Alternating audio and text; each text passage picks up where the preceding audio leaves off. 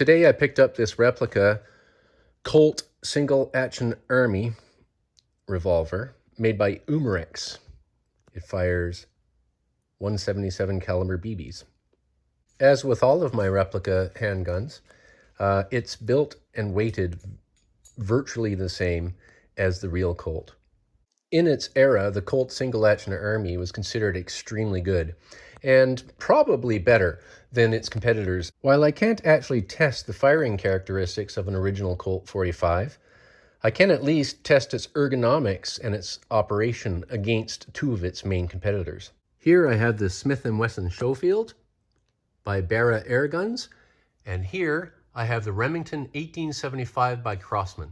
All three are excellent replicas, and as BB guns, they all fire very well. I will start with the one I think fits the hand the best and work my way to the worst. Now, when I say worst, I don't mean it's awful. I really like all three of these. Let's start with the Colt. I think the ergonomics in the Colt are pretty good. It's not difficult on the hand. It's a nice, easy feeling grip. It sort of fits in there naturally. And my thumb can easily reach the hammer. It may be difficult to convey this on video, but if you look at where this finger is, you'll see that the pistol grip is a little farther back from the trigger. It's a slightly greater reach to get your trigger finger comfortably on the trigger. However, I have no problem reaching the hammer. None at all. The other thing I don't like so much about it is the pistol grip is thicker. It feels a little fat in your hand. This one doesn't come up and point nearly as easily as the Colt. Of all three, the Smith & Wesson Schofield has the longest reach by far. I find it not very handy. The pistol grip feels comfortable on the hand. It's easy to grip. It's not so comfortable to get up into the trigger. Overall, this doesn't feel handy. This one felt more handy, but really not quite as much. This one, the Colt, definitely, easily the handiest of all three. If I found myself in a pitched battle, having to open that port, put it on half cock, and then turn this cylinder, which you can only do in half cock, and then use the extractor to push out the spent casings, then, reverse the process to reload by turning the cylinder and reloading one shot at a time. Well, in a pitched battle, I think my shaking hands and nerves would get the better of me, similar to this. The Remington uses exactly the same system. What's revolutionary about the Smith & Wesson is this.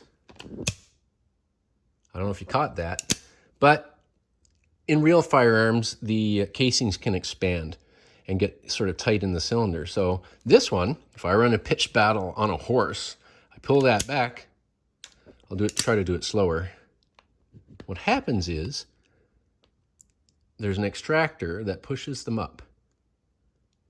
And when they're out, it goes back in. Using two hands, I can break this barrel and do that, even with the BB cartridges that come with this, and they all just fly out. So interestingly enough, this is the handiest one in the hand. Feels good, easier to operate. This is the second best, relatively close second. This one doesn't feel very handy. So I guess depending on what you're using it for, if you were a police officer on the beat maybe, these are fine. If I were in the cavalry, or if I was in a pitched battle, as unhandy as this feels in the hand, my gut reaction is I would go with this one because of the speed at which you can handily unload and load. So anyway, it's a tough call as to which one is best. History tells us this was more successful in a sense. More of them were purchased, this and that. But this one influenced some future design.